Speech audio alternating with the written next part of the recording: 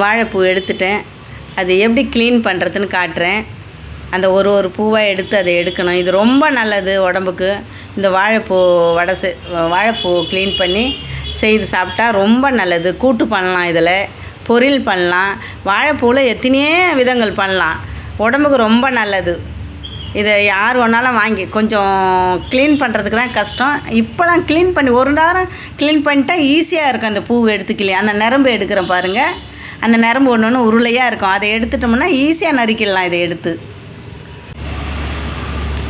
அந்த நரம்பு எடுக்கிறேன். அந்த நரம்பாக கூட வெள்ளை கலரில் இருக்கும். அந்த நம்ம பூண்டு இருக்குது பார்த்தியா, அந்த தோல் மாரி இருக்கும். அதை எடுத்து போட்டுடணும். அது ரெண்டுத்தையும் எடுத்துகிட்டு மற்றையெல்லாம் நல்லா நறுக்கலாம். நறுக்கி கூட்டு பொரியல் எல்லாமே பண்ணலாம். உடம்புக்கு ரொம்ப நல்லது. சூப்பராக இருக்கும். இப்படி தான் க்ளீன் பண்ணணும்.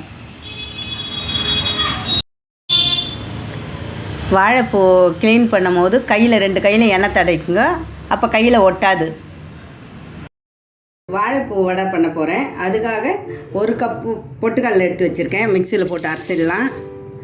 அதோட வாழைப்பூ நல்லா க்ளீன் பண்ணி வச்சுருக்கேன். இதை இப்படி எடுத்து அப்படியே நல்லா பொடிசாக நறுக்கிடுங்க.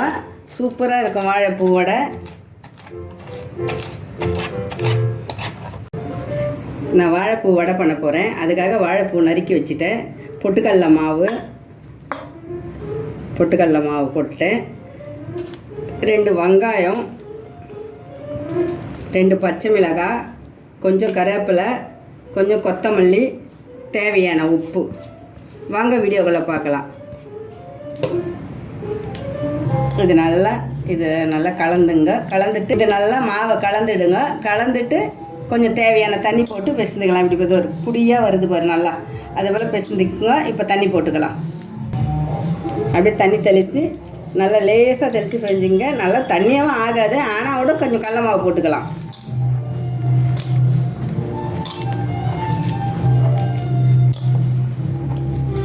நல்லா பிசைந்துட்டோம். வடை பதத்துக்கு பாருங்கள். இப்படி உங்களுக்கு சைஸ் எவ்வளோ வேணுமோ இப்படி உருண்டை பண்ணி தட்டி போட்டுடலாம்.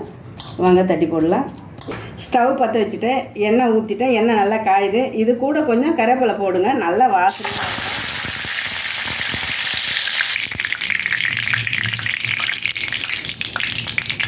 வடை தட்டி இப்படி குண்டு குண்டாக போடுங்க. அப்போ தான் சாப்பிட்றதுக்கு ரொம்ப டேஸ்ட்டாக இருக்கும் வாழைப்பூ வடை.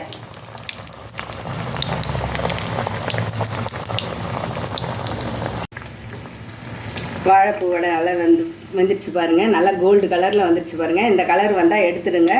நல்லா மொறுமொறுன்னு இருக்கும் வாழைப்பூ வடை. உடம்புக்கு ரொம்ப நல்லது. அதுவும் லேடிஸ்க்கு ரொம்ப நல்லது. வாழைப்பூ வடை ரெடி ஆகிடுச்சு பாருங்கள். என்ன மொறுமொறுன்னு இருக்குது. சூப்பராக இதை பண்ணி சாப்பிடுங்க. லேடிஸுக்கு ரொம்ப நல்லது. ராணி கிச்சனை மறக்காமல் பாருங்கள். லைக் பண்ணுங்கள், ஷேர் பண்ணுங்கள், கமெண்ட் பண்ணுங்கள். ஆனால் பார்க்கவே மாட்டேறீங்க. ராணி கிச்சன் ஒன்று இருக்கிறத திரும்பி பாருங்கள். வணக்கம்.